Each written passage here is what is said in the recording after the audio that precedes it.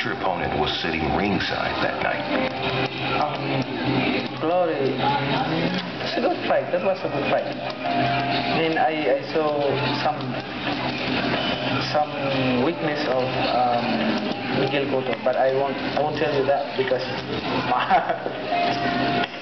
Although Cotto enjoys the ardent support of his country, Manny Pacquiao enjoys something more pronounced in the Philippines.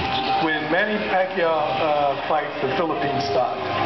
Whenever Manny Pacquiao fights, they've registered 0 crime rate. Most of the people Crow, go you're to playing church Ian during first. the time. 7, 8, Adam, 9, you're playing Josh. 10 or 11 a.m. masses because it's Manny Pacquiao Day. I'm very proud that I'm a Filipino and I'm very dedicated to my country. You probably got the way because they want I to love my TVs. country. They want to That's switch why TVs. all my fight I always dedicated to my country. Pacquiao turned pro at just 16 years old, but it was in the last 4 years that Pacquiao truly came into his own. You know, we in modern times sort of compress time, but 4 years is a long time in boxing.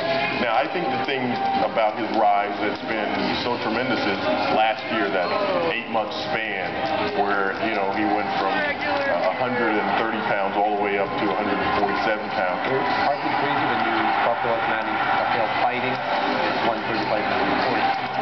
So, right until now, Manny Pacquiao continues to amaze people with the way he fights, the way the fight.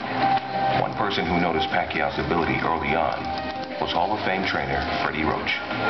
Nobody really wanted this 112-pounder guy, you know, so they walked in my gym. I don't know who Manny Pacquiao is. I never heard of him. Someone told me he's champion at 112, but he's in the small division. His manager came up to me and asked me, can you work the miss with Manny? Okay, you know, because I like to work with anybody. And I worked the miss with Manny. After the first round, I walked over to my corner and I said to my guy, wow, this guy can fight. And he walked over to his manager and said, we have a new trainer. 1 round.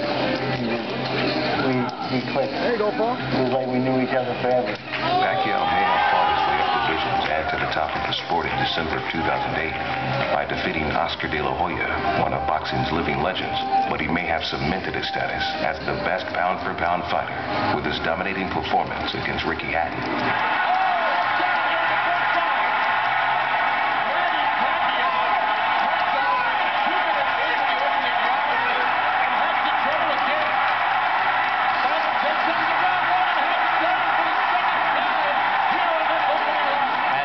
The Ricky Hatton fight was the only fight I've ever seen where you thought both guys were world-class caliber boxers and athletes.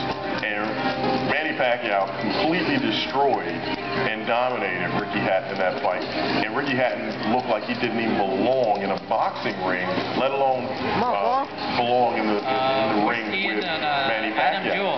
It was stunning. I predicted an early knockout because Hatton makes so many mistakes. Crow, you played Ian first. Adam, you played Josh. He gets a puncher with speed. This CB right here. It was deadly. That